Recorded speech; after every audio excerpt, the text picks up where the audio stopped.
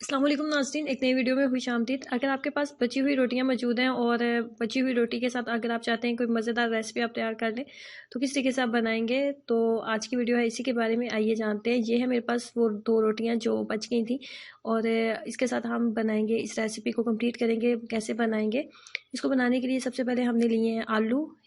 2 से 3 अदद दरमियाने साइज़ के बॉयल आलू ले लेंगे। हाथ की मदद से अच्छे तरीके से मैश करने के बाद एक छोटे से साइज़ का प्याज, 1 टेबल स्पून के करीब प्याज ऐड करेंगे। प्याज ऐड करने के बाद इसके अंदर हम डालेंगे टमाटर भरी कट किया हुआ। इसके अंदर मज़ीद भी आप सब्जियां ऐड कर सकते हैं, जैसे आप शिमला मिर्च ऐड कर लें, गाजर ऐड कर लें, मज़ीद कोई भी आपके पास सब्ज़ी वगैरह मौजूद है तो वो आप ऐड कर सकते हो। उसके बाद मैंने डाला है सब्ज़ धनिया और सब्ज़ मिर्चें, थोड़ा सा सब्ज़ धनिया और 3 से 4 अदद सब्ज़ मिर्चें बारीक कट करके वो भी डाल लेंगे, थोड़ा सा स्पाइसी बनाने के लिए। उसके बाद इसके अंदर डालेंगे नमक 1/2 टी स्पून, लाल मिर्च पाउडर 1/2 टी स्पून, उसके बाद चाट मसाला 1 टीस्पून आप डाल सकते हैं अगर आपको मज़ीद इसके स्पाइसी बनाना है तो। तमाम मसाले इसके अंदर ऐड करने के बाद इसको अच्छे तरीके से तमाम मिक्सचर को मिक्सअप कर लेते हैं कि तमाम मसाले जो हैं मिक्सर के अंदर अच्छे से मिक्सअप हो जाएं। तमाम मसालों को मिक्सअप करने के बाद जो हमारे पास रोटी है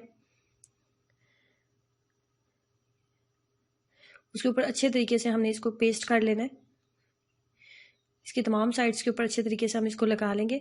उसके बाद सेकंड स्टेप की तरफ चलते हैं। तो सेकंड स्टेप में हमें चाहिए 1/2 कप के करीब बेसन।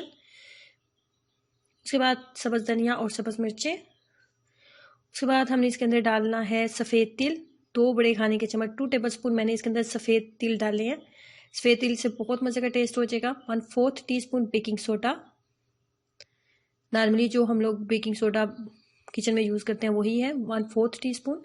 उसके बाद सिर्फ इसके अंदर हम डालेंगे लाल मिर्च पाउडर और नमक। 1/4 टीस्पून लाल मिर्च पाउडर डालें और 1/4 टीस्पून आप नमक डाल लें और पानी के साथ इसका एक मिक्सचर सा रेडी कर लेंगे। ये ना तो बहुत ज़्यादा पतला होना चाहिए और ना ही बहुत ज़्यादा इसको थिक होना चाहिए। अगर बहुत ज़्यादा इसको थिक बना लेंगे तो ये जल्दी कुक नहीं होगा और रोटी जो है वो पहले से हमारी बहुत अच्छे तरीके से कुक हो चुकी है। तो इसकी बस इस तरीके की हमने इसकी लेयर लगानी है ऊपर, कि ना बहुत ज़्यादा पतली होनी चाहिए और ना ही बहुत ज़्यादा थिक होनी चाहिए। ये भी बहुत ज़्यादा थिक है। अभी इसके अंदर मज़ीद पानी डालूंगी, उसको थोड़ा सा मज़ीद पतला करते हैं, कुछ इस तरह। ये फाइनली बस इस तरह ठीक है, ना ही बहुत ज़्यादा पतला और ना ही बहुत ज़्यादा थिक। उसके बाद जो सेकंड रोटी थी ना हमारे पास, उसके ऊपर हम लगाएंगे पुदीने और दही वाली जो चटनी होती है ना वो लगाएंगे। यहाँ पे आप मायोनीज भी लगा सकते हो, केचप भी लगा सकते हो, लेकिन जो दही के साथ इसका टेस्ट बनता है ना वो बहुत ही मज़े का बनता है। अगर आपको मायोनीज या वो केचप पसंद है तो फिर आप उसकी भी जो इसके ऊपर जो कोटिंग है वो कर सकते हैं, लेयर्स लगा सकते हैं। दही और पुदीना लगाने के बाद जो आलू वाली रोटी हमने आलू वाला पेस्ट लगाया था जिस रोटी के ऊपर, उसी के ऊपर इसको भी रख लेते हैं इस तरीके से। अब इसके ऊपर हमने वो जो अभी बेसन तैयार किया ना मिक्सचर, वो हम इसके ऊपर लगाएंगे।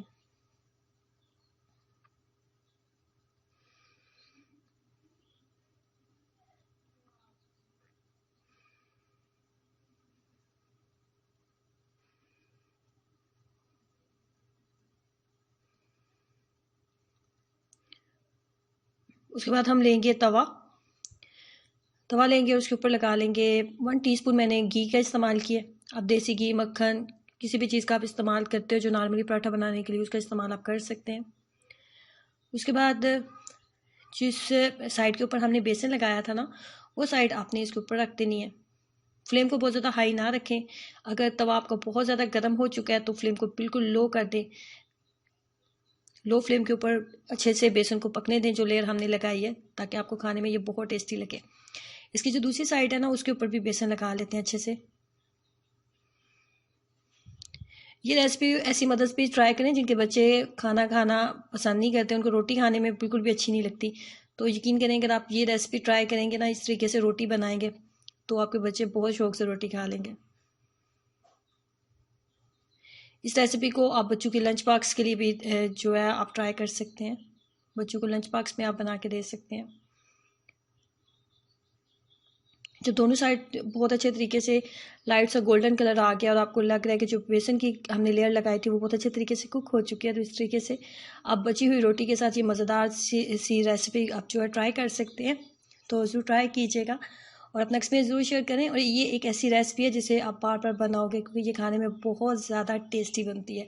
और घर में अक्सर रोटी जो होती है वो बच जाती है, तो रात की बची हुई अगर रोटियाँ आपके पास मौजूद है तो उसके साथ भी आप इस रेसिपी को ट्राई कर सकते हैं। तो ज़रूर ट्राई करें, अपना एक्सपीरियंस ज़रूर शेयर करें। वीडियो को लाइक करना और चैनल को सब्सक्राइब करना मत भूलें। अल्लाह हाफिज़।